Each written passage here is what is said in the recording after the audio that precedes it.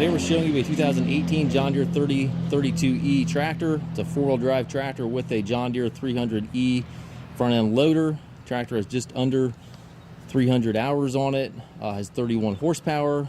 The loader is plumbed for Grapple. Got the hydraulic connections right up front here. That is set up on a diverter valve, which basically consists of this button right here. So you push the button and then you use a lever to operate that third function. The bucket on the tractor is practically new. Drill guards on the machine. As you can see, the paint's in great shape. Tires are excellent.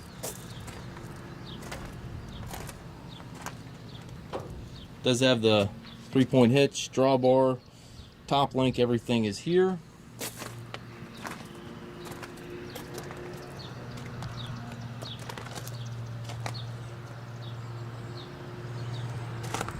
It's a very, very sharp little tractor. We do take trades. We also offer financing for qualified customers. We also can arrange delivery here within the U.S. Tractor also comes with the balance of the factory John Deere warranty. If you have any questions regarding this tractor or any of our other used machines, please contact us at masttractor.com.